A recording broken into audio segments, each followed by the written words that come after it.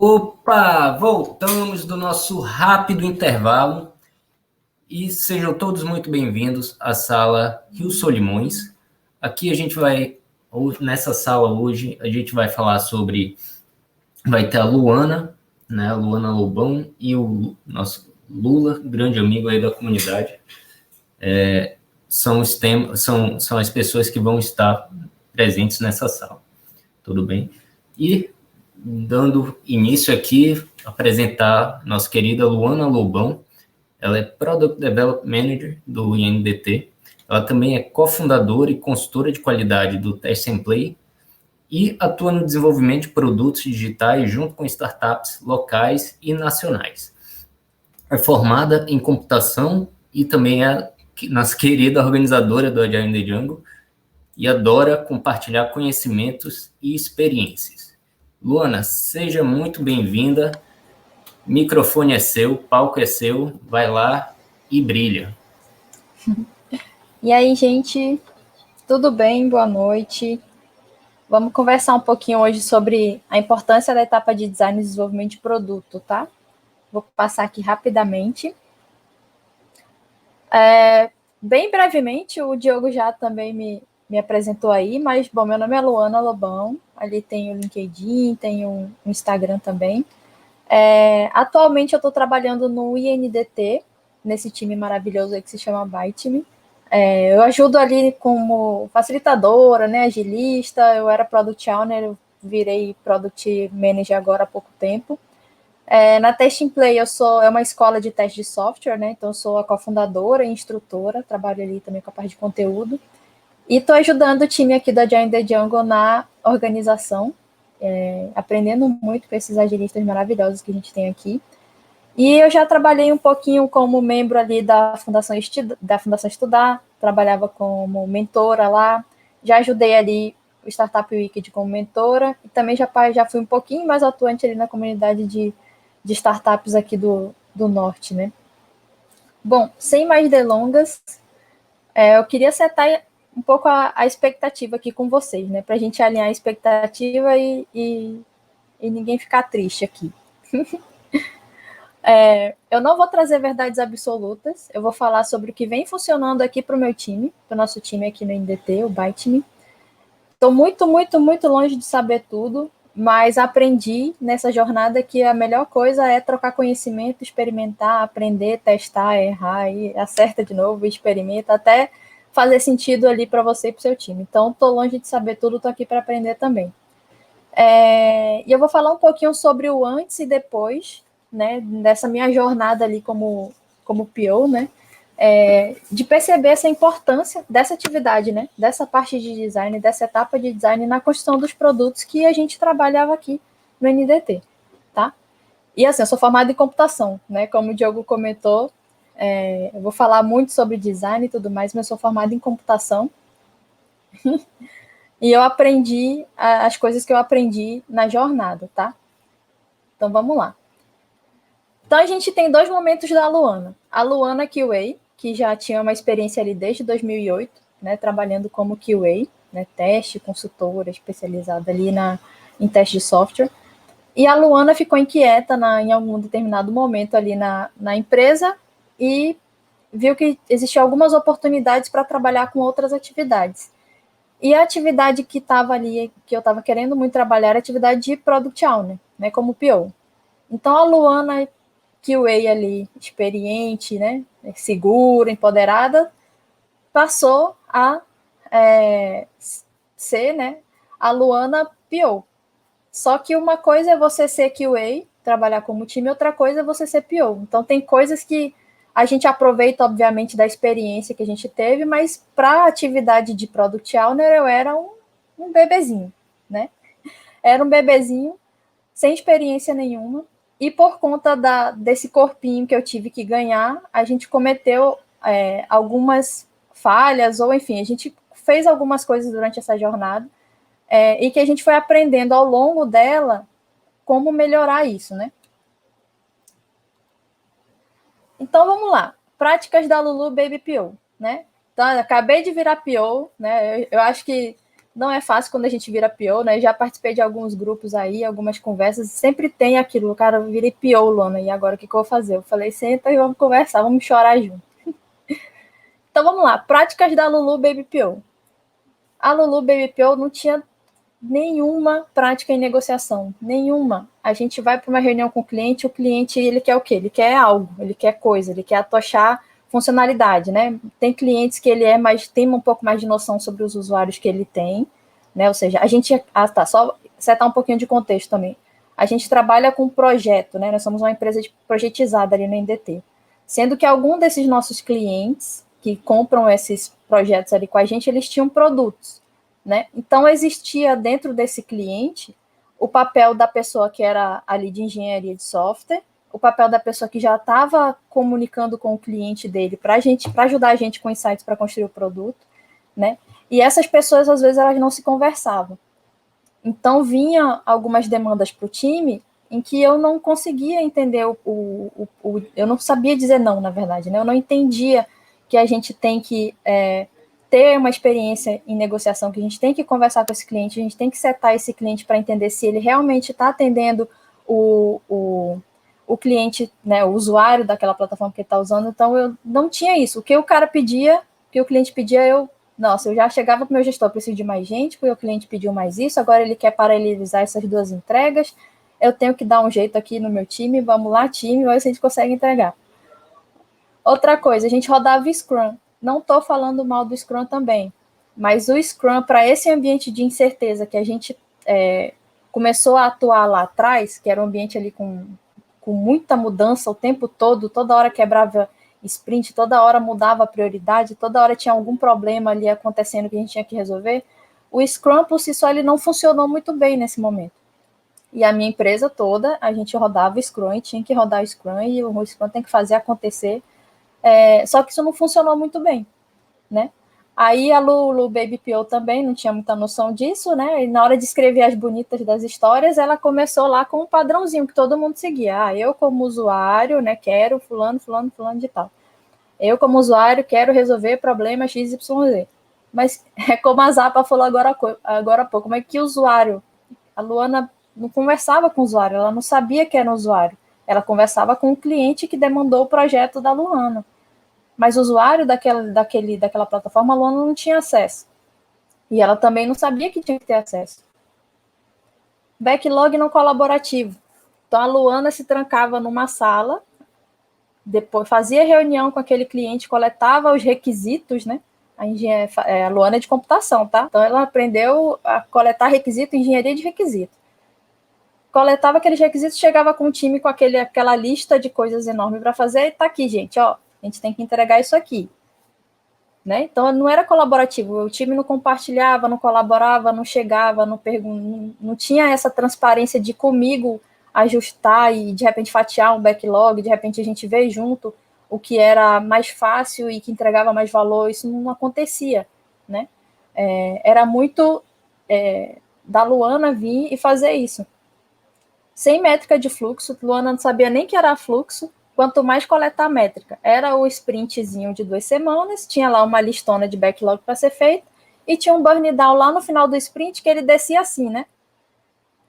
O Scrum Master pirava, porque ia o sprint todinho lá, o gráfico sem cair uma história, né? Às vezes caía uma ali, belezinha, mas no final, no último dia de sprint, caíam todas. Aí era testador virando noite para tentar testar, era cliente fazendo pressão para ter a coisa inacabada ainda, mal testada ou faltando alguma coisa. Né? Então, assim, são dificuldades que você vai perceber e passar quando você vira PO. Né? Você vai ser testado ali de algumas coisas quando você vira PO. E se você não tiver uma boa base ágil, né, de valores, de princípios, de coisas que você precisa usar, você vai falhar e é capaz de você cometer esses mesmos probleminhas aqui que a gente comentou. Eu estou comentando agora. O outro problema clássico, o design não estava inserido no contexto da criação da história, nem da estimativa. Então, eu começava o sprint com uma história lá, um épicozinho gigante, onde esse épicozinho ele precisava ser definido, quebrado, desenhado, implementado, testado numa sprint só. Como é que faz isso? Nem se a gente fosse Itaú funcionando com 30 horas, a gente ia conseguir fazer isso. porque não tem como, é muito complicado, é difícil, né? Então, assim, nessa jornada toda, então a gente errou muito, muito, errei muito, a Baby Pio Luana, a Baby Lulu, ela errou muito, porque ela não tinha o corpinho de agilista ainda, ela não entendia os princípios, os valores, ela não tinha o conhecimento de ferramentas, ela não sabia o que tinha que ser feito ali. A Luana era testadora, QA, né? QA aprende as ferramentas, conversa ali com o cliente ali para ver se está funcionando alguma coisa, faz um teste de usabilidade, aí, claro, tem uma porrada de coisas que faz também, né? Mas é uma pessoa que está focada numa parte ali. Né? Quando você é PO, você está focado na construção do produto como um todo, ser responsável pelo aquilo, né? Então, o resultado da Lulu Baby PO ali nos primeiros anos de experiência como PO foi isso, mau uso de investimento de clientes, mau uso de investimento de parceiros, mau uso de investimento da empresa. O clima no time ele era muito ruim, a gente teve debandada de cliente, de time, né, de pessoas que foram para outras oportunidades, porque estava com muito problema nos projetos que a gente estava rodando.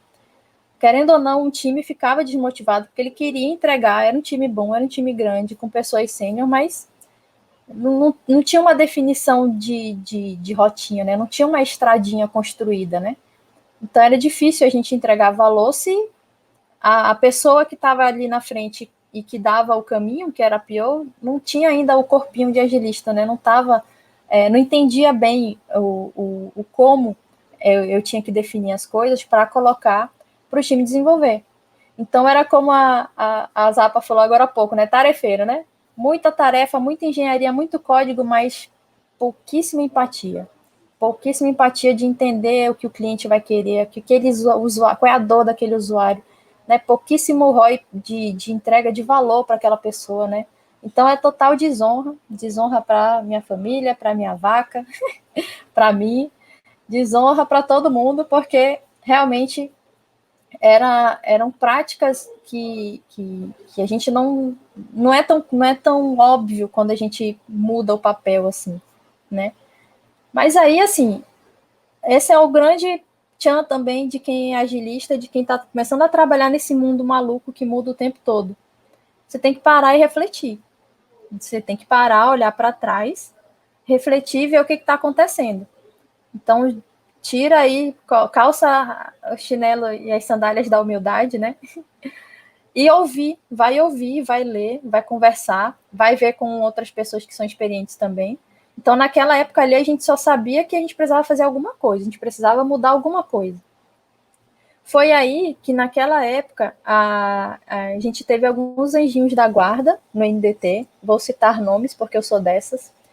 Juju Hipólito, que é uma das organizadoras da Giant the Jungle, ela trabalhava com a gente no NDT, e Sérgio Cavalcante, que também trabalhava no NDT, hoje ele já está em outra empresa, ambos já estão em outras empresas, que foram os meus primeiros referências de agilista que eu tive na vida, foram os dois. E eles começaram a trazer coisas diferentes, né? Começaram a conversar sobre coisas diferentes, coisas que a organização naquela época não estava olhando ou 100% alinhada, mas eram pessoas do dia a dia que estavam vendo os pequenos problemas de alguns times e estavam vendo, putz, vamos tentar experimentar coisas diferentes, porque esses projetos aqui já passaram, já deram errado, a gente não tem mais como voltar atrás. O que a gente conseguia consertar, a gente consertou. Agora, daqui para frente, vamos conversar, vamos pensar, vamos experimentar coisas diferentes. E aí foi quando a gente foi, como time todo ali, apresentado a algumas coisas, né? O Kanban, a gestão de fluxo, a gestão sistêmica, a Lean Inception. Foi quando a gente começou a ouvir o time de design e a fazer design studios, né? Ou seja, pequenas reuniõezinhos de cocriação com o próprio usuário e cliente para que a gente construísse algo e o que ele recebesse, ele já conseguisse validar antes, né? Antes da gente entregar, tá? E aí, assim, depois que a gente começou a mudar e a perceber outras coisas, aí ficou fácil, né? A gente começou a olhar para os produtos em geral. Então, assim, o que esses produtos hoje em dia eles fazem? O Airbnb, ele resolve o problema de aluguel, né? Que você tem ali espaço na sua casa livre, não está monetizando ele ajuda você a monetizar ele. O Uber ajuda você na movimentação urbana com custo bom, né, reduzido, seguro e tudo mais. 3 startups aí são startups que a gente tem aqui no norte, né? O Acta Robotics é movimentação de material interno em fábrica. A Hydro é o alto custo de você ter que gerar energia no meio da floresta amazônica sem nada, né? Pegar motor a diesel e tudo mais, isso é muito caro. A Hydro traz uma solução para resolver isso, para aproveitar o potencial hídrico que a gente tem. Comune, transparência na gestão de condomínio. Nubank, essa burocracia sem fim de bancos que ele veio para reduzir. Então, assim, quando a gente olha para esses produtos, né, que já estão aí há algum tempo no mercado, e outros que já estão ali em fase de lançamento, a gente vê que eles resolvem o problema. E eles resolvem o problema para quem? Né? Quando a gente vai resolver um problema ou desenvolver um produto de software para alguém, a gente está resolvendo a dor de alguém, né? A dor de quem está se sentindo incomodado, né? Ou tendo ali algum problema de custo, né? Durante o dia a dia ali, de alguma coisa relacionada ao dia a dia, e que a gente precisa resolver esse problema para que essa pessoa consiga ser mais eficiente ou trazer melhores resultados no seu dia a dia. Então, existe uma dor ali, né? Existe um usuário final, existe já pensei um produto ali para time de executivo, né? Existe uma dor, existe algo atrelado aquele investimento que foi feito no projeto, e ele é para resolver a dor de alguém. E aí, como é que eu descubro esse problema e como é que eu começo a conversar com essas pessoas, a tentar entender o que é a dor desse cliente? Lembra lá que eu falei para vocês que eu sou de engenharia de software, né? Eu sou de computação. A gente a gente tem, por acaso, matéria de Canvas, quando a gente faz computação, né? Matéria de persona, matéria de jornada de usuário, a gente não tem isso. Né? A gente é engenheiro, a gente quer código, a gente quer codificar, quer entregar uma tela, quer fazer com que o usuário acesse alguma coisa, né? Então, a nossa cabeça aqui de engenharia de software de computação, ela é a engenharia. Então, ao longo do tempo, a Lulu Baby PO, ela começou a perceber que não é só engenharia, não é só produto. A pessoa que é PO, ela tem que ter um pouquinho mais de visão de outras disciplinas, de outras ciências, para que consiga fazer o trabalho de PO, né, da melhor forma possível. Então, como é que eu descubro o problema? Aí foi quando a Luana começou a olhar, junto ali com o time todo, para o design. Então, assim, se é o designer, no final do dia, o produto que o teu cliente vai receber, ele é o produto que o designer ali pensou, de alguma forma, né? Então, como é que esse designer pensava naquilo? Como é que eu dava um requisito para os nossos designers ali do time e eles me traziam uma tela? Né? Como é que ele fazia isso? Como é que ele desenhava aquele fluxo de tela para a gente? E aí a gente começou a olhar para isso, a gente começou a olhar para essa atividade, né, para essa ciência, e tentar trazer ela para dentro da etapa de desenvolvimento para ajudar a gente a reduzir risco na hora de entrega e para ajudar a gente também a desenvolver a coisa certa. Né? Então, se eu já estou ali sendo paga para fazer algum projeto, eu tenho que, pelo menos, tomar consciência de que eu tenho que fazer a coisa certa. E eu só sei fazer a coisa certa se eu me aproximar desse usuário, se eu me aproximar desse cliente. Né? Se eu conseguir entender dele o que é valor para ele no dia a dia. Porque empresa projetizada, vai chegar uma proposta, vão fazer um contrato e vão passar esse contrato para o time da Baby PO lá, Luana, né, desenvolver. Então, às vezes, essa proposta ela foi feita pela própria Luana com o time dela, mas às vezes foi feita por uma outra equipe. Então, eu tenho que pegar aquilo e tentar entender aquele meu cliente, porque possivelmente não foi o meu time que fez o primeiro contato com aquele cliente. Foi outro cliente, ou foi outro cliente interno, outro time interno. Então, a gente começou a ver que, caramba, tem um monte de coisinha ali, de ferramenta, de canvas, de práticas ali no time de design que eles fazem para fazer as telas, e se a gente colocar eles como o início do fluxo, o que vai acontecer? Bora experimentar. Então, a gente saiu de uma realidade que era o Scrum, veio para uma realidade que era o Kanban, e a gente valorizou a equipe de atividade de design para ela ser feita antes do nosso fluxo. E aí tem uma série de ferramentas que a gente passou a usar. Uma que a gente ama de coração é o Leanception, e outra que a gente faz muito mesmo é o Design Studio. Só que dentro do Leanception a gente vai ter lá o mapa de empatia, a gente vai ter as personas, a gente vai ter a jornada de usuário. A gente também já experimentou o Design Sprint. Atualmente, quando o cliente chega sem uma ideia de branding de produto, né, ele não tem muita noção ainda, é um empreendedor que tem uma ideia, a gente faz uma sessão de brand sprint com ele, depois a gente faz um Inception. Então, são coisas que vieram muito ali da competência e da domínio ali de conhecimento do design, e que a gente percebeu que isso aí poderia agregar valor. E, de fato, como a gente vai ver um pouquinho mais ali na frente, ele agrega. Então, ao invés de eu fazer reuniões sozinha com o cliente, os projetos a partir de 2019 nosso ali, né, que 2017, 2018 foi o limbo, né, Baby Luana ali, sofrência. A partir de 2019, nos primeiros projetos que a gente teve, a gente começou a trabalhar com salas assim. Então, não era mais a Luana que ia para uma sala sozinha, né, Luana iluminada, né, PO, eu iluminado, que ia para uma sala sozinha com o cliente ou com o usuário, tá?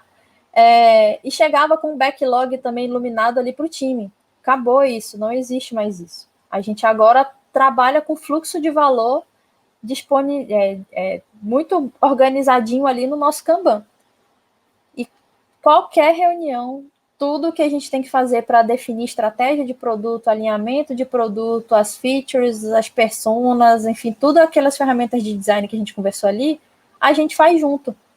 Porque não é um PO que é o iluminado que ele vai conseguir absorver tudo. Você tem que levar o seu time, você tem que levar o designer, você tem que estar com o cliente ali, todo mundo junto. E aí a gente roda uma dinâmica dessa, que o designer ele já rodaria, né? E a gente roda junto e todo mundo fica alinhado para o que é aquilo, para a estratégia do que a gente vai construir. Então, a Luana, ela começou a ganhar corpinho, ela começou a entender que para criar um bom produto, ela tinha que aprender outras disciplinas e tinha que trazer os valores ágeis para dentro do time dela, porque senão não ia acontecer. Então, a gente teve que trazer transparência, comunicação, mais pessoas, né, do que ferramentas e processos. Então, a gente teve que trazer as pessoas para colaborar junto, para criar hipóteses juntos e trazer a solução, criar a solução juntos. E aí fica a dúvida do engenheiro, né, de computação. Como é que eu ligo isso com o meu processo de desenvolvimento de software? Então, assim, até agora eu não tinha isso, eu tinha só o meu processo de desenvolvimento de software. Então, eu queria pegar a historinha e tacar lá no fluxo para ser desenvolvido. E agora, depois que eu descobri, que eu entendi que eu tenho que fazer essa etapa antes e alinhada de forma transparente, como é que eu ligo isso no desenvolvimento de software? E aí, assim, depois que a gente começou a trabalhar com o Kanban, a gente trabalhava também, cada Kanban tinha um projeto e tudo mais, e a gente começou a perceber que o Kanban ele é o que a gente quiser, né? É como a Zapa também falou na palestra dela. As metodologias, os valores ágeis, os princípios, eles estão ali, as ferramentas, elas estão ali para a gente olhar, entender o conceito delas e usar e adaptar para a nossa realidade. Então, o Kanban, ele é o que a gente quiser, ele é o fluxo-valor do nosso time, mapeado para que a gente entregue valor para aquele cliente, né? Então, a gente separou ali o nosso Kanban em duas, porque a etapa de design a gente já tinha aprendido que ela é principal, e a gente começou a ligar ela ali com nossa etapa de desenvolvimento. Então, essas colinhas é o que a gente chamou da etapa de design. Então, as metodologias que a gente começou a rodar ali, as ferramentas de design que a gente começou a rodar, elas são algo que a gente usa para dar setup no nosso fluxo de valor. Sem ela, a gente não faz mais nada, não tem história, não tem Luana, não tem cliente, não tem nada. A gente precisa ter essa colinha antes, esse momento antes de criar, de pensar, de conversar, de ter transparência no processo, né? Então, depois que a gente pegou essa etapa e definiu ela bonitinha no nosso fluxo de valor, a gente entendeu que o processo do PO, né, que é pegando ali o que foi também no Keynote, o PO ele é responsável pela eficácia daquilo que vai ser entregue, né? Então, a gente tem que entender certo o que é para fazer para entregar certo, né? Então, eu preciso ser eficaz. E para eu ser eficaz, eu não sou iluminada. Eu tenho que ter as pessoas ali que estudaram isso ali na faculdade, que trouxeram as metodologias, né, para a gente. E a gente precisa usar isso para botar no fluxo e diminuir o risco na hora de entregar. Quando chega aquilo no meu downstream, digamos assim, né, ali no meu time de desenvolvimento, que é na etapa ali de delivery, já tem que ser o que é certo, já tem que ser o que o cliente validou. Então, o nosso Kanban é aquela coisa, o meu Kanban ele é um, mas o seu Kanban ele pode ser outro. Mas o importante é você mapear aí o seu fluxo de valor de entrega e reduzir o risco do desenvolvimento. E aí a gente reduziu o risco do desenvolvimento adicionando e colocando bem antes a etapa de design, tá? Então, hoje, esse aqui é uma visão simplificada do nosso Kanban, que é didático, né? O nosso Kanban ele já está gigantão, mas esse aqui, o que a gente faz basicamente é assim. Então, fechou o contrato, né? Empresa projetizada, né?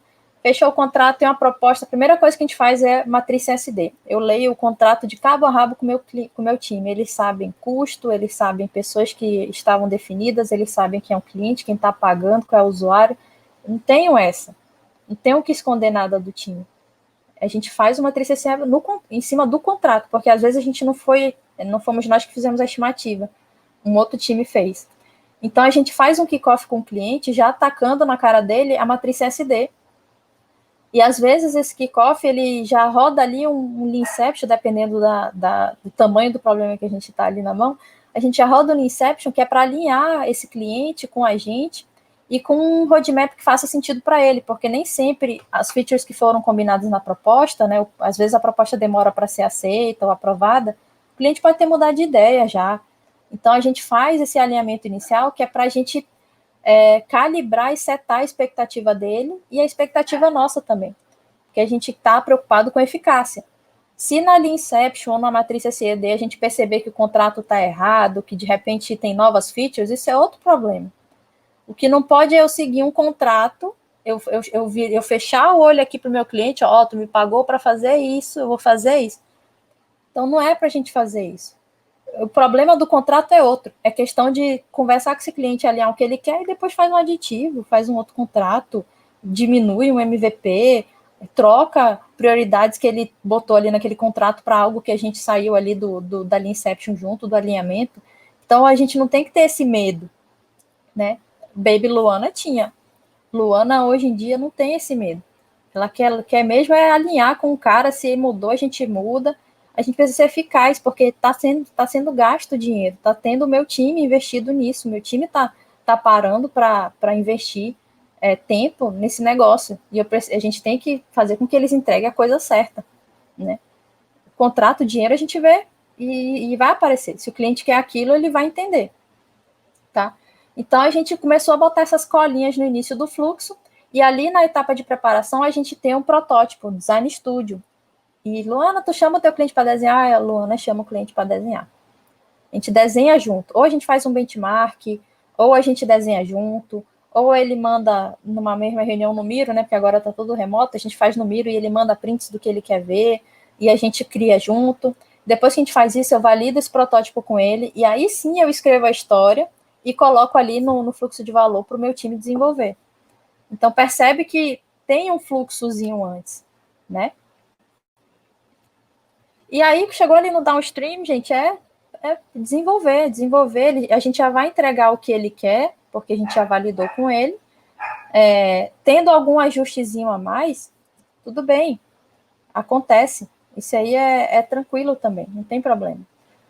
E aí a gente faz ali a negociação com eles, caso tenha possíveis ajustes, ou bota numa outra MVP, ou então já bota numa outra entrega. Mas basicamente é isso, a gente tentar educar o cliente para ele saber que existe uma etapa antes, que é uma etapa que ele precisa ajudar a gente a colaborar para que a gente entregue o correto, né?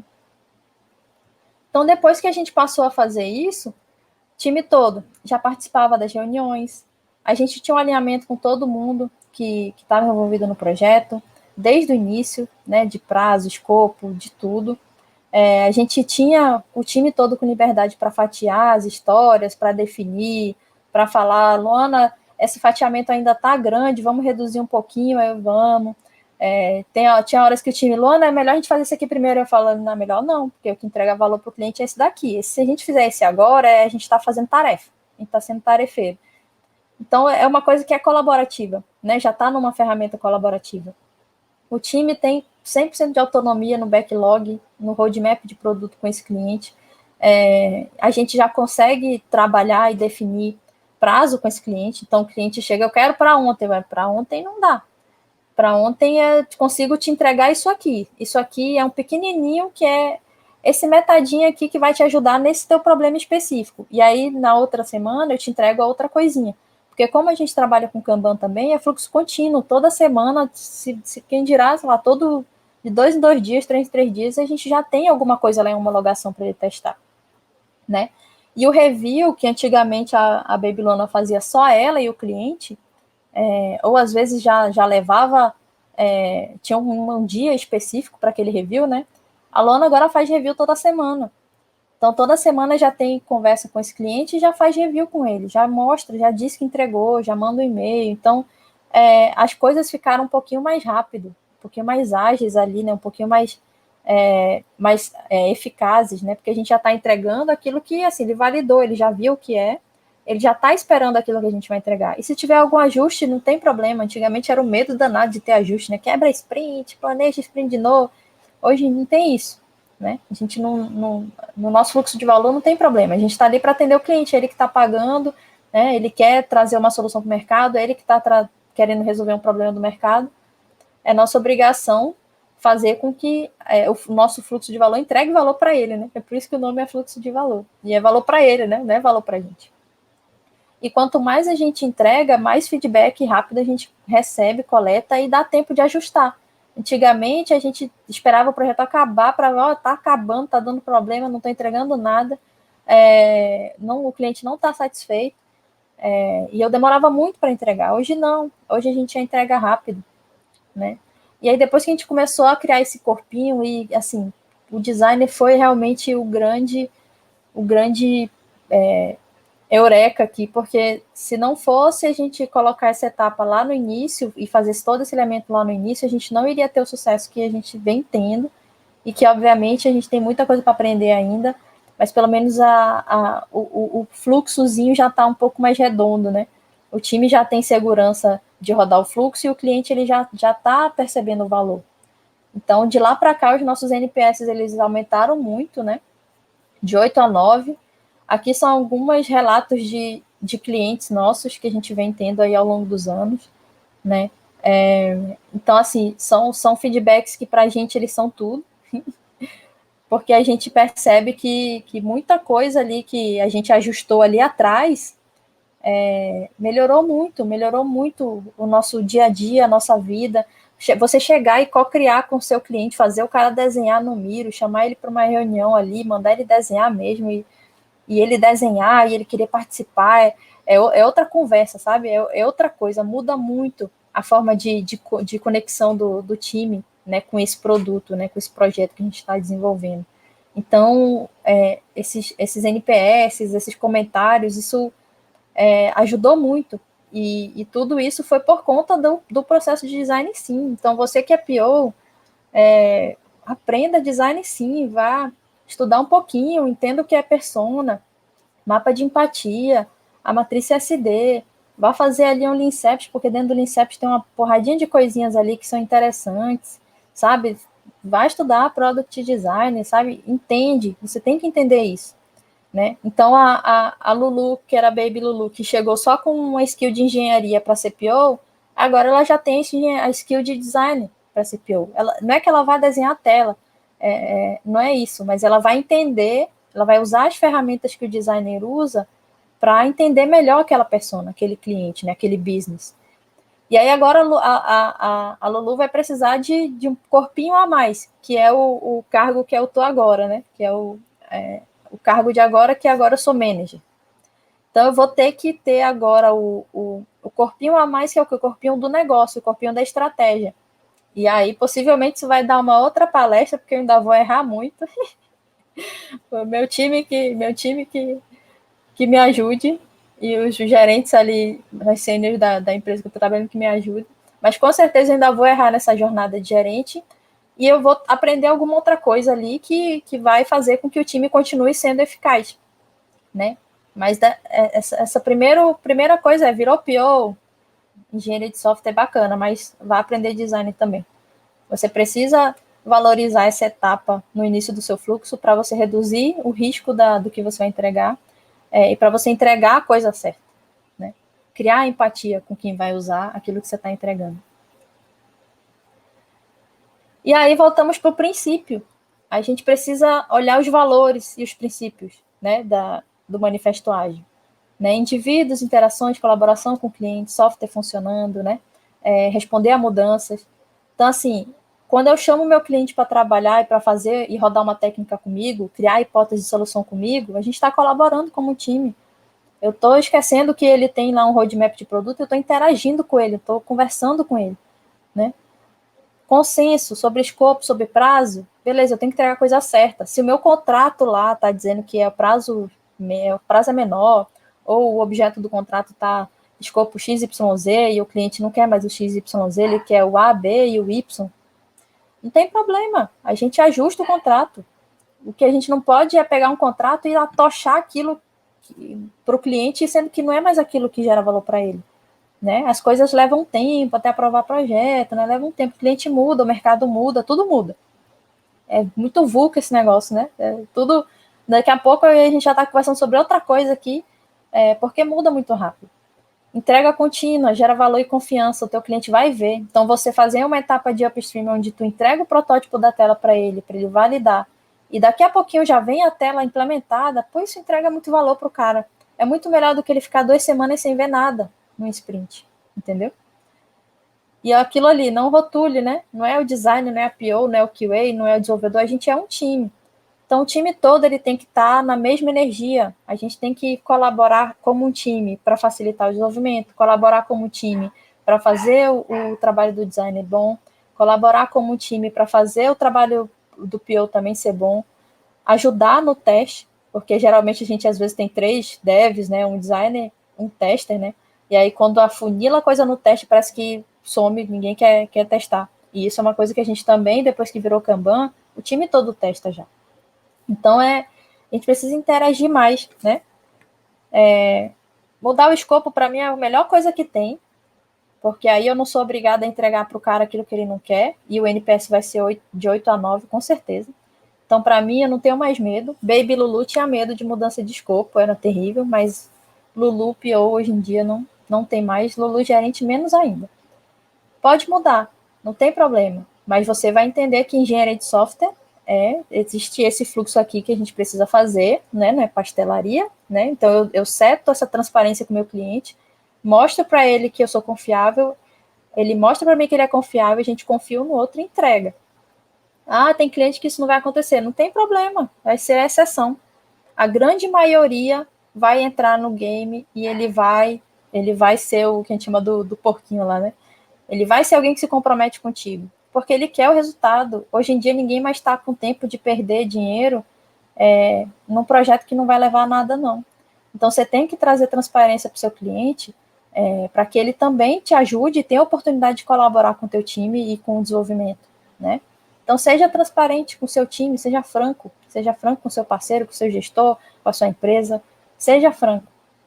E traga o designer para frente, porque até agora, das coisas que a gente experimentou, olha, foi realmente acho que talvez o que mais trouxe valor para a gente realmente foi a gente colocar essa parte de upstream toda redondinha ali para trás e a gente começar a entregar para ele lá atrás já, protótipo de tela, ele valida, quando ele recebe o software já está ali para ele. Isso é muito mais fácil para eu organizar o time e é muito mais fácil para eu até, como dizer, disciplinar o meu cliente, né? Porque tem cliente que vai chegar aqui igual um trator. Eu quero isso aqui para amanhã. Aí não é assim, meu rei, né? Vamos tomar um tacacá, ver um tambaqui que eu vou te explicar como é que funciona. E é isso, gente.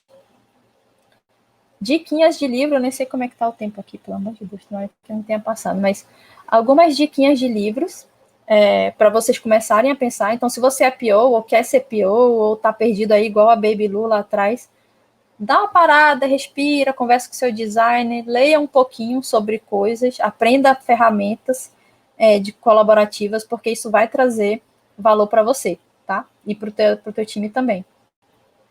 E aí, hoje, era isso que eu queria colaborar com vocês, né? Então, muito obrigada. Esse é meu time maravilhoso, top 10.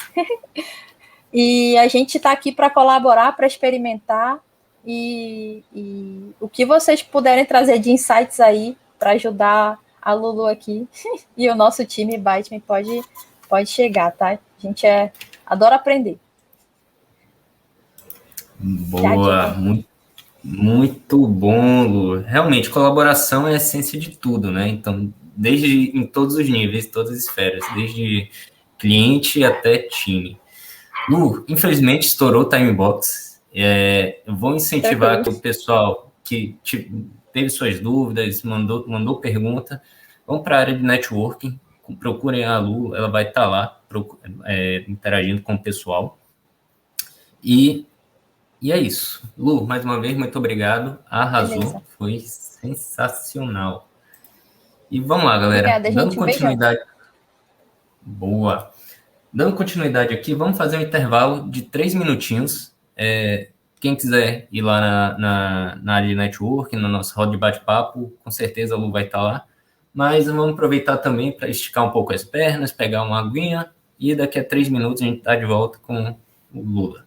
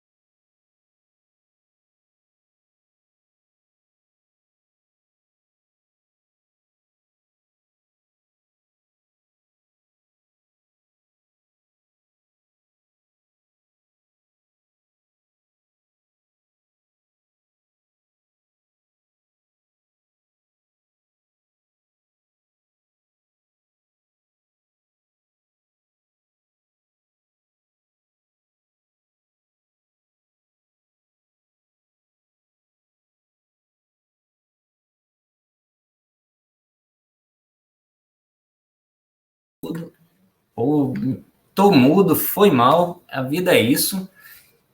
Vou repetir aqui. Opa, estamos de volta! Bom, aqui é agilidade na veia, então vamos adaptar o nosso plano, né? Então, dando prosseguimento aqui, O nosso próximo convidado, ele é um grande amigo aqui da nossa comunidade, da região, e pessoalmente é um irmão de sangue e coração, praticamente. Nós temos a honra de convidar aqui Luiz Lula Rodrigues, facilitador hábil, com uma mente aguçada e consegue atuar de uma forma leve e serena.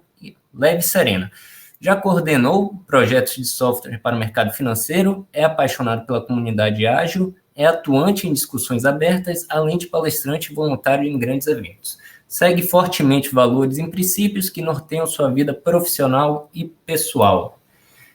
Meu amigo, mestre Lula, seja muito bem-vindo. Palco é seu, toda a sorte do mundo. Vamos lá. Valeu, Mr. Hiker. Saudade. Pô, uma saudade da galera de Manaus. Ó. Tava falando agora com o Amorim que eu queria muito estar aí no calor de Manaus, acabando o evento, indo tomar uma com a galera. É tanta gente boa, acho que tem um espírito manauara, a cultura manauara, que é muito de receber bem as pessoas, né? Toda vez que eu estive aí em Manaus, eu fui muito bem recebido, muito amigo bom. Diogo, Jana, Alexandre, Ayrton, Portela, né? Muita gente boa, já citar todo mundo aqui. Mas bora começar, gente, bora começar. Falar aqui de coisa boa, TechPix? Não, falar de cagada. Essa palestra aqui é para falar dos meus erros. É interessante que no slide está meus erros como média gestão, está até um pouquinho mais suave, né? Apesar de ter um emoji ali do lado. Mas o título da palestra aqui no Giant the Jungle foi direto. Vamos falar das cagadas. As cagadas que eu fiz durante o tempo em que eu era gestor de equipe. Mas antes de falar do passado, vou começar falando do presente, que na verdade é meio passado, né? Porque essa daí foi a última foto que todo mundo da K21 tirou junto, final de 2019. A gente nem sabia que ia ser a última foto para a pandemia, né? A gente não estava nem ligado que ia vir a pandemia. Mas, para quem não me conhece, eu trabalho na K21, com toda essa galera aí, mais gente hoje, né? Ontem vocês devem ter visto o Panda aqui, vocês devem ter visto o Toledo aqui e tal. Mas atualmente, ao invés de me apresentar como consultor, como trainer na K21, eu estou me apresentando como host do Love the Problem, que é o podcast da K21. Não sei se quem está vendo aí já ouviu Love the Problem, mas eu já vou deixar a dica para essa palestra aqui. Se você curtiu o tema, se você curtir essa palestra, tem 3 episódios que vale muito a pena vocês ouvirem, que é o episódio 13 sobre Kanban, com a Amanda Varela, episódio 5 sobre Flight Levels e Business Agility, com o José JR e o Marcos Garrido, e o episódio 25, Nossos Erros com Kanban, também com a Amanda Varela e com o Rafa Albino. Então fica a dica a esses 3. Tem um episódio sobre pensamento sistêmico também, que é um dos meus top ali, mas esses 3 aí acho que já vale bastante a pena. E antes de eu começar a falar sobre as cagadas, falar sobre uma coisa boa também, que é o Instagram do Love the Problem. Então, seu tempo no Instagram aí dá para ser muito mais útil. Segue o Love the Problem no Instagram, conteúdo de qualidade no meio do seu feed ali, vale a pena. Mas a minha pergunta para você para você que está assistindo, aonde você estava em 2011? Lá se vão 10 anos, há 10 anos atrás. Onde você estava? Eu achei um Instagram meu antigo, privado, que tinha essa foto de 2011. Eu estava no metrô Pinheiros, aqui em São Paulo.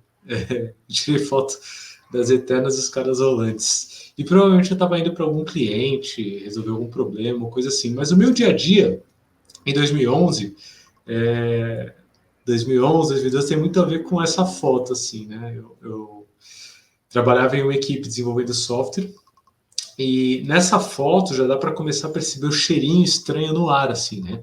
Então a gente tem 3 pessoas na foto, eu, Tico e o Maurício. Eu tô tirando a foto, então logo se vê que eu não estou participando da reunião, é uma daily, mas quem está falando é só o Tico, eu estou tirando foto. O Maurício está com uma cara de, meu Deus do céu, o que eu estou fazendo aqui? Eu consigo ouvir ele falando isso facilmente. E o Tico está ali bem concentrado fazendo o status report. Já fica a primeira dica aqui, antes de começar a palestra mesmo. Daily não é status report. Se você tem gente chorando na daily igual o Maurício, gente tirando foto, gente fazendo status report, só daily tá cagada. Tem jeitos melhores de fazer, mas a palestra não é muito sobre isso, a palestra é sobre como esse caminho foi me levando até onde eu estou hoje, né? Esse caminho de erros e acertos, e aqui com muito mais ênfase nos erros, foi me levando até onde eu estou hoje. E muita coisa mudou, né? Desde então. Então você vê aí o Lula, ó, de 2011, ó, 2011, 2012, eu tô quietinho, camisa social, pá, no centro de São Paulo ali, na Paulista. Esse cara merece uma promoção. E esse cara aí ganhou várias promoções, né? Ele foi sendo promovido, pá, então começou como dev, aí foi promovido depois a coordenador, tinha que fazer a gestão da equipe, tava uma carreira boa para ser gerente, algum dia diretor, quem sabe e tal. Mas apesar de estar tendo sucesso nesse caminho, eu ainda fazia muita cagada. Eu ainda cometia muitos erros. A Luana, na palestra anterior, ela estava falando da Baby Lu, né? Aqui é quase o Team Lula. Então, o Lula juvenil ainda cometia bastante erro. Essa foto aqui, por exemplo, já tem mais uma cagadinha pequena, um cheirinho estranho. Eu lembro que eu postei essa foto, tá na legenda, Kanban. Hoje em dia, eu evito chamar o quadro de Kanban, porque eu achava que eu fazia Kanban porque eu usava um quadro Kanban. E, na real, eu não sabia nada sobre Kanban. Assim, isso daí é só um quadro de atividades. Então, deixa a dica aí logo de cara, antes de começar a falar sobre as cagadas de fato. Se você tem um quadro, chama ele de quadro, não chama de Kanban, porque quando você fala Kanban, parece que é o método Kanban. E o método Kanban é muito mais que um quadro. Né? Chama o quadro de quadro, chama o método de método Kanban, e aí as coisas ficam separadas e você consegue entender melhor o que você está fazendo. Mas, no geral, qualquer cagada que eu tenha feito, inclusive essa de usar um quadro achando que estava usando o método Kanban, só que era só um quadro, todas essas cagadas eu trago aqui de coração tranquilo, porque eu sei que elas são só instâncias de problemas que a gente tem espalhados pelo mundo. E aí a principal referência que eu vou usar durante essa palestra aqui é um cara chamado Don Heinertsen. Ele é autor de um livro chamado The Principles of Product Development Flow, que é a principal referência dessa palestra inteira. E o Don, ele diz nesse livro que hoje o paradigma dominante no desenvolvimento de produtos, ele está tão errado quanto a manufatura estava antes dos japoneses desvendarem o Lean. Né? Então, isso tudo que eu vou trazer é só uma instância de milhares que acontecem, porque o paradigma dominante tá cagado, né? O sistema tá cagado, né? O jeito de pensar, a forma de pensar, no geral, tá cagado. E aí a gente vai ver várias instâncias desse tipo de coisa acontecendo. Inclusive, eu queria que você que está assistindo fizesse uma autoavaliação quanto aos problemas que eu vou apresentar aqui. Então, sempre que eu acabar de apresentar um problema, eu vou pedir para você avaliar entre 3 opções de carinha aí. Quem quiser avaliar na enquete aqui ao vivo, vou ter 2 opções de carinha. Então, carinha triste para se você ainda comete essa cagada frequentemente, esse erro frequentemente. Carinha no meio, se às vezes acontece. E carinha feliz de, pô, esse daqui eu não cometo mais, esse daqui tá suave, já não erro mais. Eu só fui me dar conta desses erros lá de 2011, 2012. Em 2015, quando eu fiz esse treinamento de Kanban com o Rodrigo de Toledo e com o CFC, essa foto aqui foi tirada pelo Toledo, você vê o Lula lá no fundo, ó, tranquilão e tal. E aí eu fui perceber. Porque antes disso, eu usava esse quadro aqui, com 3 colunas, a fazer, fazendo, feito. Quem nunca usou esse quadro de tarefas? Mas eu nunca tinha me perguntado por que eu usava um quadro. Se você me perguntasse, você fala, pô, porque quem começou a me ensinar esse negócio de agilidade falou que era legal ter as coisas visual e que usar o quadro resolve isso. Mas, no fundo, o porquê ter as coisas visuais não estava dentro da minha mente. E aí, para começar a explicar o porquê de usar o quadro, eu vou recorrer a uma foto, que não é uma foto minha, é uma foto da Netinha Paiva, que eu peguei no Flickr. E aí, se você olhar bem perto aí para essa foto, você vai ver que ela é num parque de diversões, né? Dá para perceber, é um parque de diversões, a fila de um parque de diversões. Se você olhar mais atentamente ainda, você vai ver que é a Montezum, no Hopi Hari, certo? Parque aqui de São Paulo. E o que a Netinha Paiva está falando sobre essa foto? Netinha Paiva está falando. As pessoas esperam 2 horas na fila para menos de 1 minuto de diversão na montanha-russa. Eu quero pegar esse ponto que a Netinha Paiva trouxe sobre a Montezum, no Hopi Hari, e colocar num gráfico. Então eu fiz o gráfico aqui, ó, 120 minutos de fila para 1 minuto de montanha-russa. E aqui a gente está falando do Team Lula, né? Pegando carona aqui no Baby Lu, que a Luana trouxe na palestra anterior. O Team Lula tentando fazer a gestão disso, né? Então, eu tentando otimizar o fluxo do meu time. E aí, como um gestor muito bom, eu digo para vocês que eu vou diminuir pela metade esse tempo. 120 minutos de fila e 1 minuto de montanha-russa? Não, eu vou diminuir pela metade esse tempo. Então, ao invés de 1 minuto de montanha-russa, agora vão ser 30 segundos de montanha-russa. Cortei pela metade o tempo, certo? Aí eu já estou sentindo sua cara de frustração aí, porque você cortou 30 segundos do tempo de montanha-russa, mas o tempo de fila continua o mesmo. Tirar tempo de montanha-russa não faz sentido, cara. Tira tempo de fila.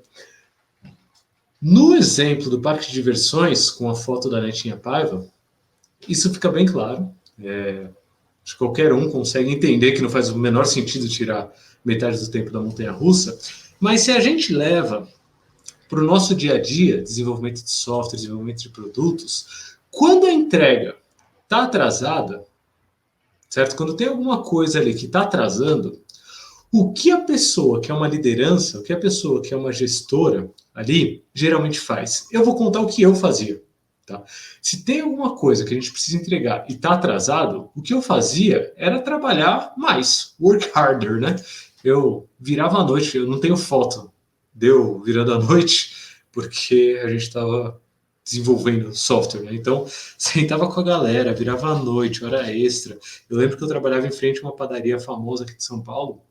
Então, 2 horas da manhã, 24 horas da padaria, a gente comia pizza e dormia mais. Eu lembro de uma cena, eu e o Rodrigão, a gente deitado no chão, assim, de tanto programar. A gente voltava, não, mais um pouco e tal. Então, a gente sempre tenta aumentar, ou melhor, diminuir, né, esse tempo do trabalho ativo, né? Então, ao invés de eu diminuir o tempo em que a coisa fica esperando para ser feita, eu diminuo o tempo de quando a coisa já está sendo feita, né? Eu trabalho mais para diminuir o tempo de ação e não o tempo de fila, certo? E aí, fazendo paralelo com a montanha-russa, assim como na montanha-russa não faz sentido você tentar diminuir o tempo de ação na montanha-russa, no dia a dia de trabalho, também não faz sentido você tentar diminuir o tempo de ação das coisas. Depois que você pegou o item para fazer, cara, toma o tempo que você precisar. O que você precisa otimizar é o tempo que o item fica na fila. O problema, assim como no parque de diversões, é o tempo de fila.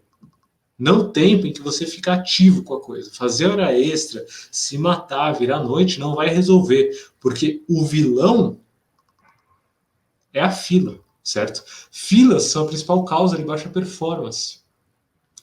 O que acontece é que no nosso dia a dia de trabalho, diferentemente dos parques de diversões, essa fila, ela geralmente é invisível, porque o nosso trabalho é invisível, é o trabalho do conhecimento. Certo? Sendo invisível a fila, ela vai acabar com a eficiência, com a qualidade, com a motivação, e você não vai entender que é ela que está acabando, que é o tempo de fila que está te prejudicando. Certo?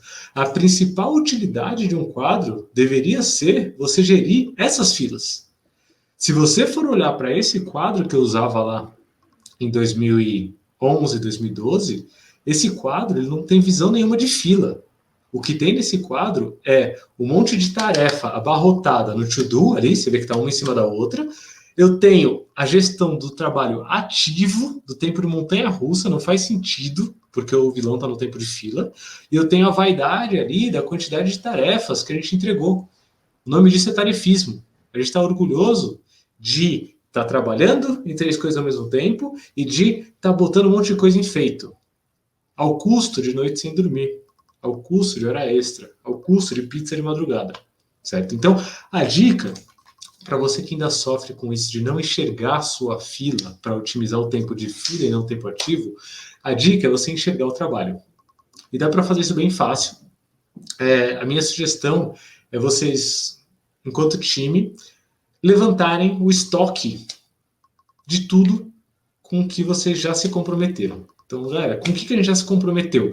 E se comprometer não é na hora que está dentro da montanha-russa já. Pegou a fila, já está comprometido. Se tem alguma coisa que está na sua fila, já está comprometido.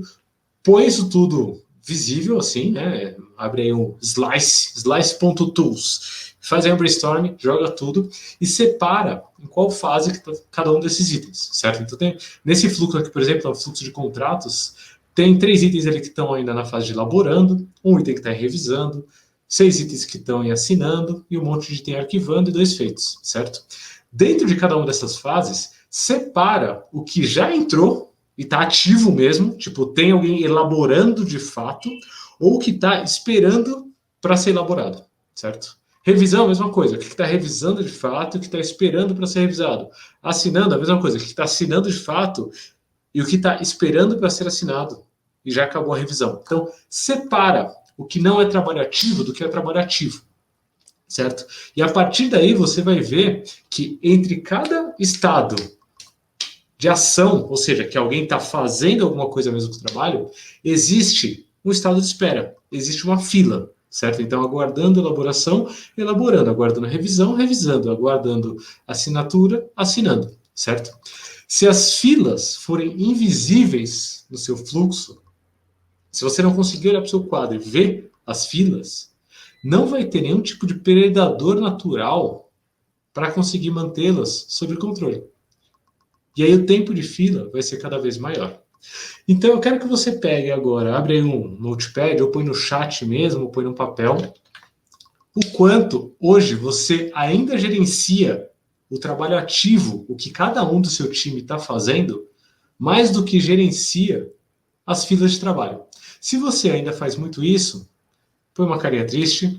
Se você às vezes ainda faz uma carinha média, se você já não mais faz isso, carinha feliz, para quem está acompanhando pelo chat aqui, pela enquete, ao vivo, ou carinha triste ou carinha feliz, escolha aí e marque, porque eu quero voltar na foto da Netinha Paiva, porque tem mais coisa para a gente analisar, certo?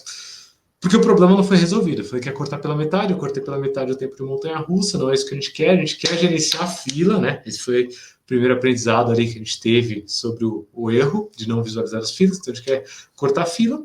Então eu vou perguntar para vocês, se a fila está descontrolada, se a fila está muito grande, o que você, trabalhador ou trabalhadora do conhecimento, faz? A fila está muito grande. O que você faz? Eu vou dar uma resposta aqui bem contra-intuitiva de propósito, para provocar, porque a minha sugestão, se a fila está muito grande, é folga. Eu coloquei a foto da praia aí, mas não é desse tipo de folga que eu estou falando. Há 2 anos atrás era um pouco mais difícil de eu explicar o que eu quero dizer com folga, mas hoje fica um pouco mais fácil. E eu trouxe uma foto antiga minha, de um lugar em que atualmente se fala bastante de folga, que é o hospital. Então essa foto é do Hospital das Clínicas, eu tirei um dia que eu fui lá, e se vocês forem ver, tem fila, né? Tem fila para todo canto. Mas essas filas não são filas de pessoas já comprometidas, de pessoas que já entraram no hospital, porque ali vocês conseguem ver que tem uma plaquinha de entrada, existe uma catraca nessa entrada. Se você passa nessa catraca do Hospital das Clínicas, você provavelmente não vai pegar nenhuma fila grande. Por quê? Porque a folga dentro do hospital é grande. Hoje a gente tem falado muito de ocupação de leito de UTI. Hoje está mais tranquilo de eu falar sobre folga. Porque quando a gente fala sobre ocupação de leito de UTI, qualquer um aqui sabe que se passar dos 80% de ocupação, o colapso está perto. Ou seja, como estratégia para gerar folga dentro do sistema, o que o Hospital das Clínicas faz é não se comprometer com mais paciente do que o sistema aguenta. Porque se ele fizer isso, isso daqui, que é uma fila antes do comprometimento, vai virar uma fila dentro do hospital. E aí vai morrer gente. Porque não vai ter equipamento disponível, não vai ter médico disponível, não vai ter enfermeiro disponível, não vai ter leito disponível, certo? No nosso dia a dia de trabalho, o que acontece é que a gente não leva isso em conta. Primeiro, porque o nosso estoque é invisível, já falamos disso no erro anterior, mas segundo, porque a taxa de ocupação ela não é medida pela quantidade de trabalho que a gente aguenta ou não. E se a gente for ver a quantidade de trabalho que o time aguenta, o que a empresa aguenta, que a organização aguenta, que o serviço aguenta, o Don Heinertsen, ele traz esse gráfico dizendo que a taxa de ocupação tem uma influência grande no tempo de espera. Se a taxa de ocupação for até 60%, né, ou seja, se eu tenho capacidade para pegar 50 itens e eu estou pegando até uns 30, o seu tempo de espera de qualquer item que chegue na sua fila vai ser baixo. Quando a sua taxa de ocupação passa de 60% para 80%, o seu tempo de espera ele dobra. Quando passa de 80% para 90%, ele dobra mais uma vez. E quando ele passa de 90% para 95%, ele dobra de novo. A minha chamada aqui é para você começar a prestar atenção na quantidade total de trabalho no sistema. Ocupação de sistema não é medido em hora das pessoas que desenvolvem, hora das pessoas que trabalham no sistema. Ocupação do sistema deveria ser medido na quantidade total de trabalho no sistema. Esse time aqui, de advogados, por exemplo, é um time que tinha 10 advogados. Olha a quantidade de trabalho que eles têm dentro do sistema, com os quais eles já se comprometeram e ainda não entregaram. Tem quase 500 itens de trabalho para 10 advogados. O tempo de espera disso é gigante. A analogia que eu gosto de fazer aqui é com um galão de água. Se o seu time, ou se quem desenvolve um serviço, for um galão de água, quantos itens de trabalho cabem dentro desse galão, né? Qual que é a capacidade desse tanque? Quanto de água cabe nesse tanque? Porque se você não parar de colocar mais trabalho, enquanto não sai, logo mais o tanque vai estourar. Se a quantidade de trabalho que entra no tanque for maior do que a quantidade de trabalho que sai, ele vai explodir. A alta capacidade, hoje a alta utilização da capacidade, é a grande causa do alto tempo de entrega de um time. E ao invés de resolver gerando folga dentro do sistema, ou seja, não deixando o tanque explodir, não se comprometendo com mais itens do que o sistema suporta, as pessoas tentam virar a noite trabalhando. Isso não funciona. Se hoje você não consegue ver claramente a quantidade de itens que tem dentro do seu sistema e como esse sistema é abastecido, provavelmente você está operando às cegas. Então, eu quero que você avalie aí o quanto você ainda comete esse erro. Porque eu cometia. Eu não gerenciava de forma saudável a quantidade total de trabalho com que a gente estava se comprometendo. Eu não sabia. Se alguém te perguntar agora, você sabe dizer qual que é a quantidade total de trabalho que está comprometida, quantos itens de trabalho estão comprometidos e qual que é a capacidade máxima desse serviço? Você consegue responder isso fácil? Se você não consegue, põe carinha triste. Se você consegue, tá suave e tem uma folga, né? Pô, Lula, a quantidade máxima de trabalho, a gente sabe que é 35 e a gente tem só 30. Beleza, tem 5 aí de folga. A UTI aqui não tá lotada. Se você sabe isso, põe uma carinha feliz, tá suave, porque eu vou partir para o terceiro erro, terceira cagada. A terceira cagada ela deixa as coisas um pouco mais complicadas, porque eu devo te dizer que o seu tanque, ele geralmente é alimentado por algum tanque que vem antes também. Ou seja, você não começa um trabalho, ou a maioria das equipes que desenvolvem produtos por aí não começam um trabalho do nada, tirando da própria cabeça o que vai fazer e entregando na mão do consumidor final o que fez. Geralmente, organizações com mais de 50 pessoas, elas têm etapas de trabalho em que o time atua e vai passando para o próximo time até o trabalho chegar na mão do seu consumidor, certo? Então, existem tanques anteriores ao seu tanque, né? A vazão de entrada do seu tanque tem que ser menor do que a vazão de saída, certo? Ou seja, o quanto o tanque anterior despeja, a saída do tanque anterior, é importantíssima para você saber qual deve ser a vazão do seu tanque. Tem uma imagem que explica bem isso, que é essa imagem do rio, que a gente usa muito na K21. E aí esse riozinho, ele já é dividido propositalmente. Rodrigo de Toledo, que palestrou aqui ontem, ele sempre traz esse rio, né? Ele que desenhou originalmente esse rio. Esse rio ele já é dividido com essa ideia de, putz, ó, provavelmente tem etapas anteriores em cada parte. Eu, enquanto gestor, eu usava processos ágeis, eu tinha uma cultura ágil, eu tentava fazer as coisas funcionarem, mas nessa etapa do meio aí do rio, que é a etapa do time, certo? E aí qual que era a consequência disso? Nosso time era bem eficiente. A gente conseguia entregar bastante coisa, porque a gente se matando e tal, mas a gente entregava. E aí o que acontecia era que as coisas ficavam paradas na próxima etapa. Porque a gente não tinha consciência dos tanques que vinham antes e dos tanques que vinham depois. A gente não tinha consciência dessa sequência e desse fluxo de ponta a ponta. E aí a gente caía no erro que um autor que eu gosto muito traz na capa do livro dele. Você diz que faz agilidade, né? Diz que é ágil, mas você está olhando para uma etapa isolada do processo, achando que é ágil pra caramba, sem entender que existem etapas anteriores, que existem próximas etapas, e que a conexão entre as etapas é mais importante do que a etapa em si. Eu sugeri um episódio de pensamento sistêmico do Love the Problem, lá no começo, e ainda sugiro, porque a gente cita bastante nele, o convidado do episódio é o Alisson Vale, a gente cita bastante o Russell Ackoff no episódio. O Russell Ackoff é um pensador sistêmico que diz que o desempenho do todo ele não é a soma das partes separadamente. Ou seja, você otimizar etapas de trabalho separadamente não vai fazer o resultado final ser melhor. O desempenho do todo é o produto da interação entre as partes.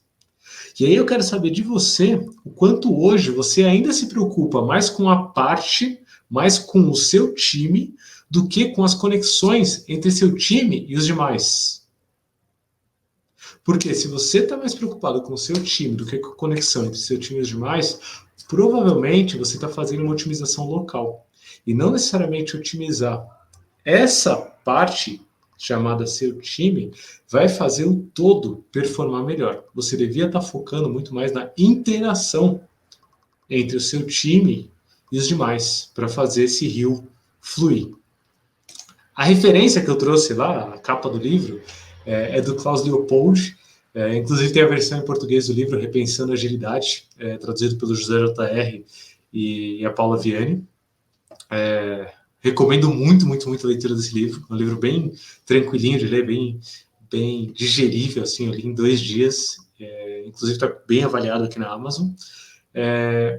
E eu queria trazer um resumo, assim, das 3 principais cagadas que eu trouxe hoje. Teve uma ou outra ali, né, da dele e tal, no chamar o quadro de Kanban e tal, mas as 3 principais cagadas e a solução, né, para cada uma delas.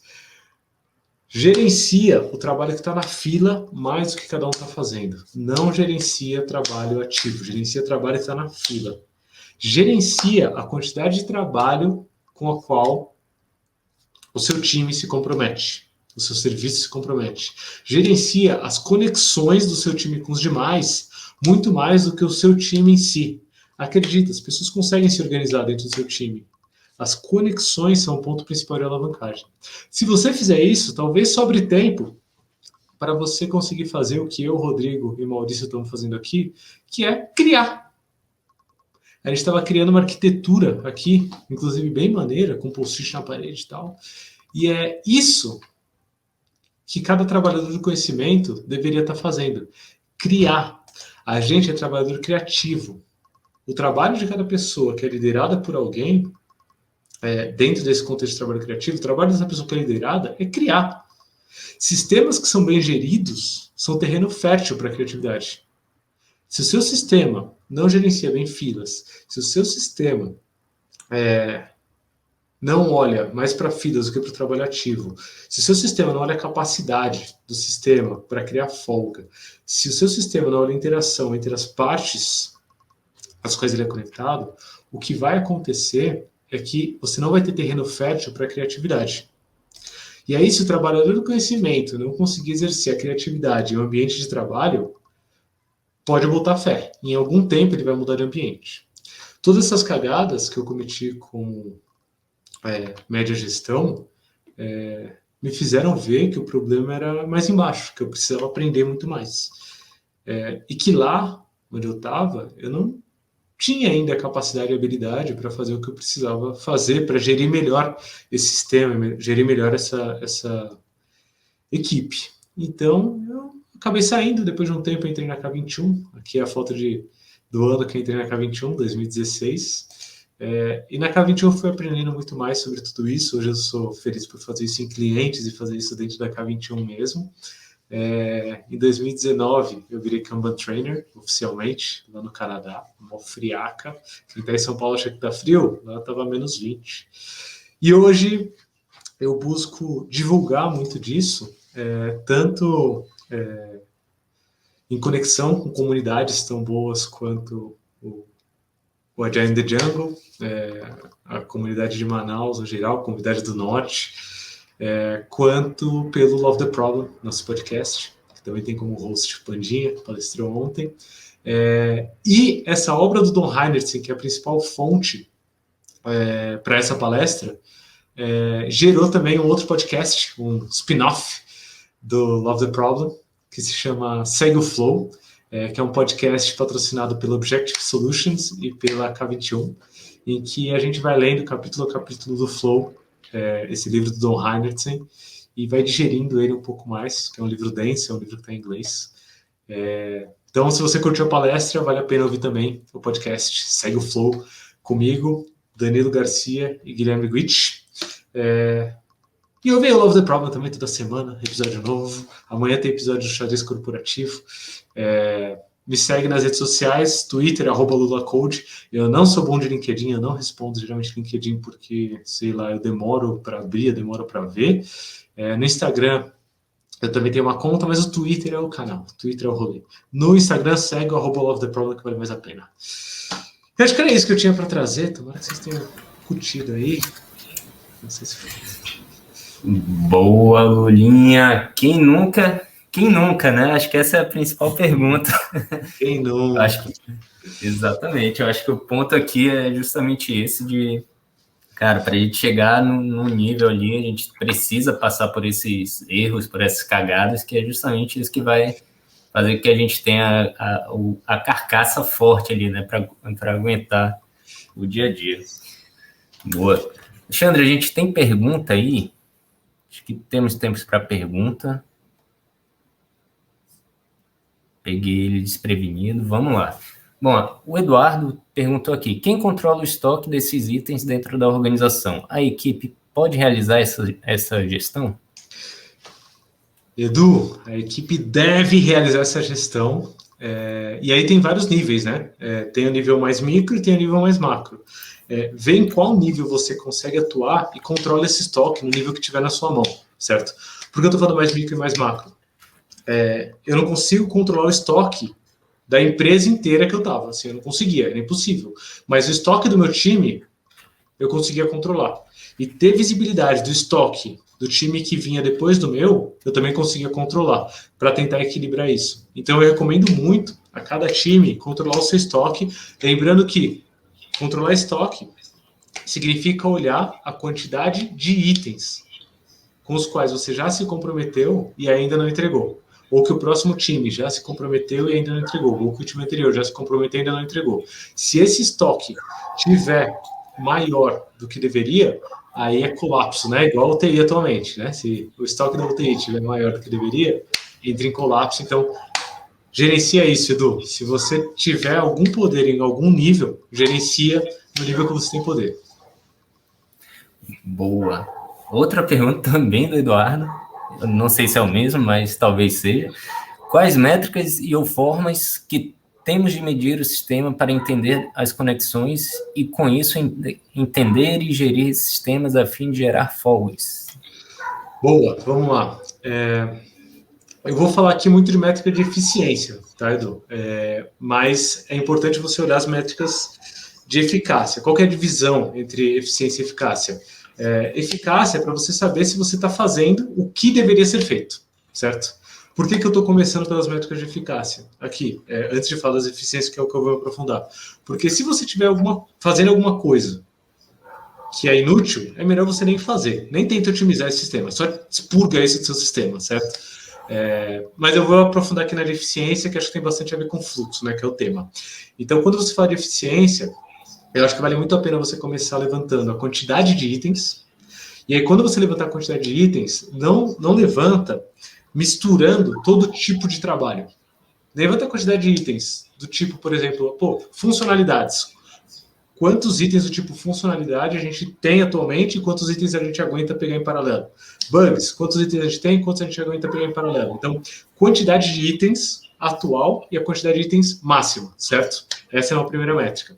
Segunda métrica importante para mim, Edu, é o tempo, desde que você se compromete com um item até você entregar, certo? Isso a gente chama de lead time.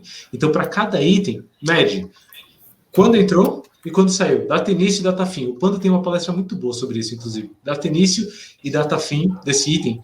Com essa data início e data fim, lembrando que data início não é quando ele entra no carrinho da montanha-russa, é quando ele entra na fila. Se comprometeu, já é a data início, certo? Data fim é quando entrega. Data início e data fim. E a terceira métrica, para fechar uma trinca de eficiência, é a quantidade de itens que você entrega por semana.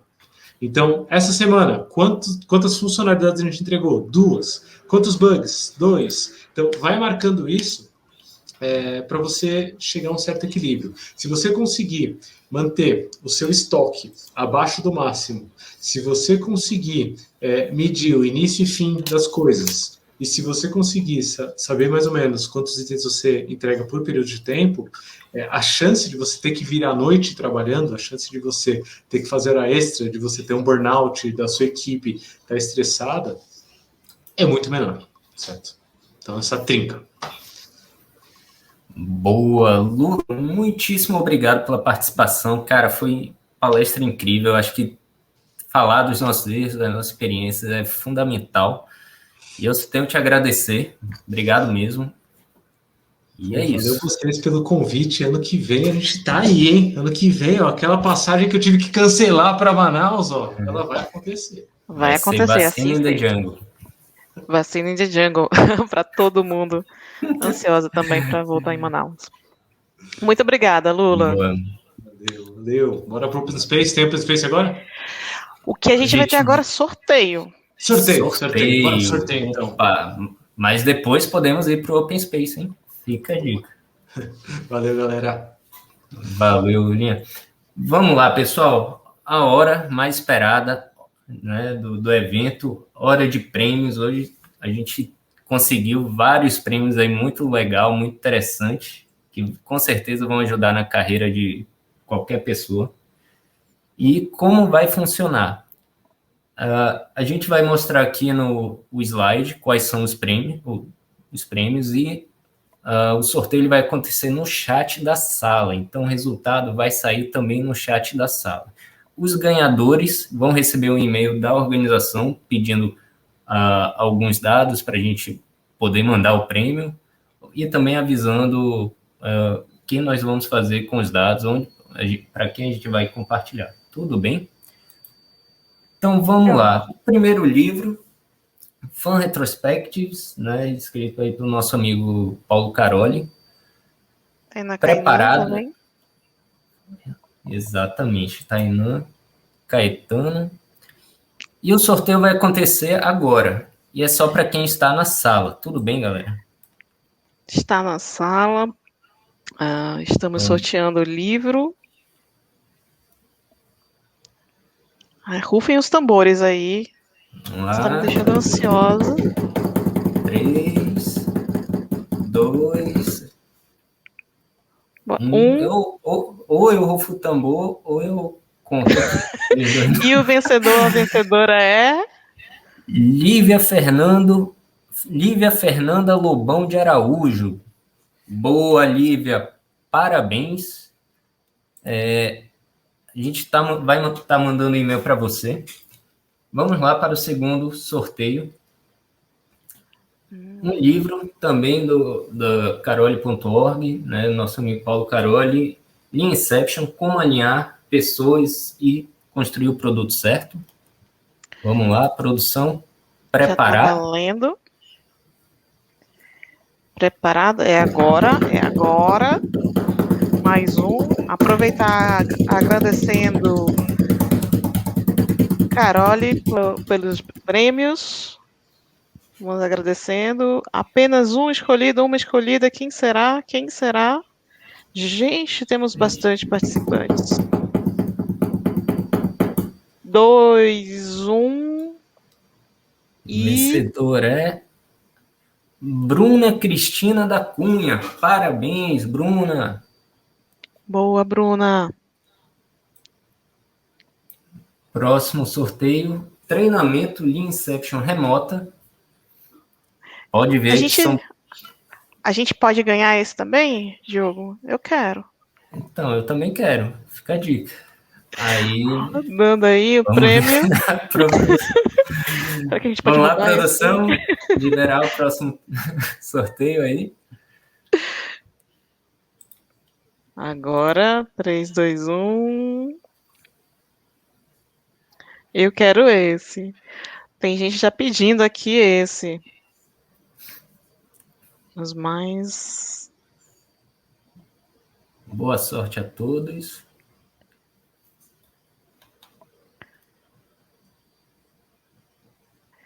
Olha, a gente tem um pedido para sortear mais um livro aqui. Juliana Oliveira Souza. Parabéns, Juliana. Você ganhou o treinamento de Lean Inception remoto. Você vai estar recebendo um e-mail também. Os tambores aqui, Jéssica, tem falta treinamento aqui, então acabou que ficamos sem tambor nessa. Mas vamos lá, agora vamos rufar os tambores. 2 livros, Ágil do Jeito Certo, né, escrito aí pela Bain Company e traduzido pela nossa ídola, mestra, né, Mariana Zapparoli. E dessa vez vão ser 2 sorteados, certo? Então vamos lá, produção, prepara. Vou rufar os tambores aqui.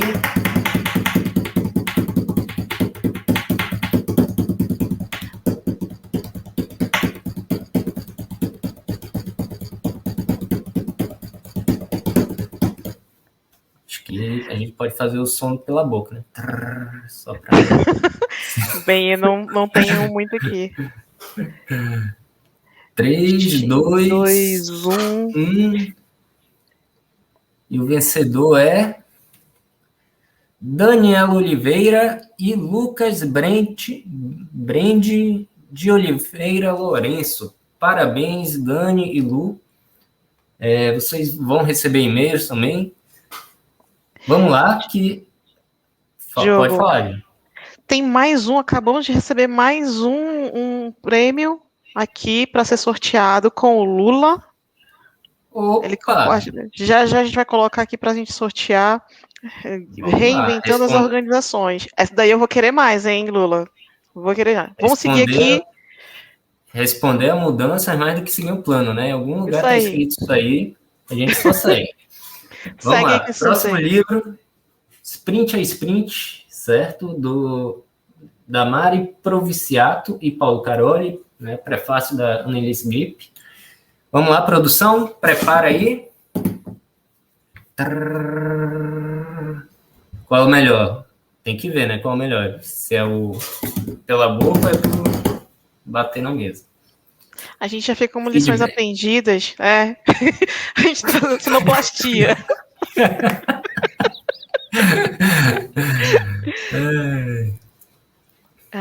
Vamos agora. Agora, quem que foi? 3, 2, 1. Temos o vencedor aqui, Humberto Peixoto Tinoco. Parabéns, Humberto. Você vai receber aí um e-mail da organização. E eu não sei se deu tempo de colocar slide para o prêmio que o Lula comentou. Como vamos fazer? Vamos ver. Não, peraí, ainda tem mais um. Olha aí, mais para pegar vocês de surpresa, para ver se vocês estavam realmente preparados. Vamos lá. Mais um treinamento Lean Delivery. Rufem os tambores aí. E agora?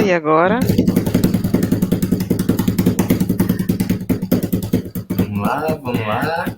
São tantos que eu não sei qual que eu quero.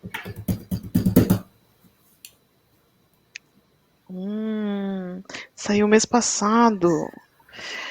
Qual é? 3, 2, 1. A ferramenta me deixa na ansiedade aqui. Meu coração. De novo, Lucas Brendes de Oliveira. Parabéns, Lucas. Você realmente é uma pessoa de sorte, porque eu não ganhei nenhum. Então. Eu tô sendo para um aqui. Parabéns, Lucas. E a gente vê se a gente consegue colocar mais um aqui. Vamos lá. Não temos o slide dessa, mas conseguimos cadastrar aí, produção. Conseguimos. Então, vamos lá. Qual é o livro? Qual é a... Alexandre, você pode compartilhar a tela aí do Lula, por favor, Alexandre? Eu acho que tá aqui. É esse o link? Deixa eu passar aqui. Esse aqui? Opa, é esse daí. Esse daí eu preciso ler. Lula, qualquer coisa, se eu não ganhar, você me dá de presente de aniversário? Já passou, mas eu tô merecendo. Eu também aceito, hein? Vamos lá. Então, prepara aí o sorteio. Produção, vamos rufar os tambores, reinventando as organizações. Opa. Diz que sou eu. Anota. Meu Deus, já agora. 3. 3, 2. Não, o 3 dele é mais lento do que 1. E o vencedor Quem ganhou? Janaína. Carlos Eduardo Gomes Silva. Parabéns, Carlos. Janaína, ótimo. Parabéns, Carlos.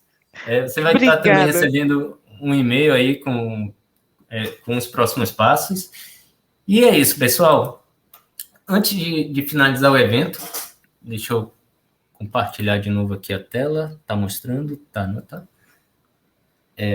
Não, ele tem que colocar. Produção, coloca a minha tela. Aí, boa. Antes de finalizar, né, encerrar o evento, a gente queria pedir para vocês de coração colocar feedbacks, né? Tem o nosso mural. Então, lá você vai ter oportunidade de melhorar o evento para o ano que vem. Você vai ter oportunidade de encontrar sua vaga de emprego se você está procurando. E também as empresas estão colocando ali quais vagas elas estão procurando. E também feedback das palestras, as informações são importantes para a gente mandar para os palestrantes, para eles saberem o retorno, né, da palestra, e também para a gente do evento, para saber se as palestras foram boas de fato e fez sentido para todos. Jana, algum comentário? Gente, muito obrigada por estarem aqui até esse horário com a gente. Se vocês... Até amanhã não, Diogo. Essa foi a nossa última sprint. A produção, a gente errar é permitido, como a gente aprendeu em algumas das palestras aqui, é importante a gente aprender, a gente aguarda muito o feedback de vocês, espero que ano que vem a gente compartilhe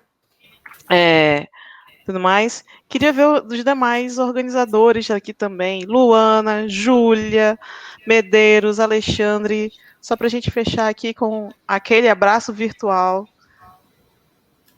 Alexandre, Medeiros. Medeiros se adaptando aí.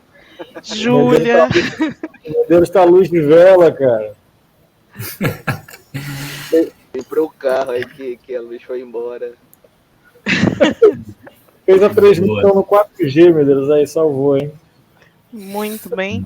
Boa. Júlia e Luana estão por aí também? Ainda não apareceram, assim que apareceu... Não. Quanto isso, e mais uma vez, em nome da organização, em nome da comunidade Ágil de Manaus, gostaria muito de agradecer a participação de todos, o feedback de todos. A gente sabe que foi esse ano de pandemia, né, esse segundo ano consecutivo que a gente tem aí na pandemia, não é um ano fácil, e estar realizando esse evento é um sinal de muita resiliência, e esperamos ano que vem, com todas essas vacinas saindo, né, a gente consiga fazer uma edição especial do Vacinados in the Jungle. Então, a gente traz essa... foi bom o nome. Então, a gente ter a oportunidade ali de sentir esse calor, de poder abraçar, de poder fazer um open space presencial, que também é muito rico.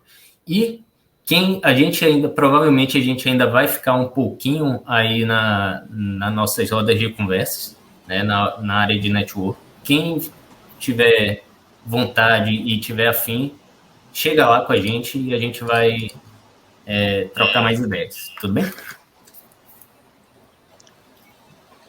E aí, a Lu. Baby Lu. É o nome. Vamos correr para o Space, que agora que vai ficar bom. Baby Lu. A Ju, mandei o link para ela ali. A gente fechar aqui com todo mundo. Isso, muito bom. Obrigada, gente. Foi muito bom. Valeu, galera. Nos vemos no Open Space, hein? Vamos para lá agora, que vai ser bom demais. Mais tarde. Até mais. Tá mais tarde, não. Daqui a 2 segundos. Beijo, gente. Chama a vinheta. Chama a vinheta. Ainda tem livro para mim? Tambor aqui, ó. Eu quero um livro para mim. Tem mais. Tchau, Zé. Vai pro Open Space. Chama a vinheta.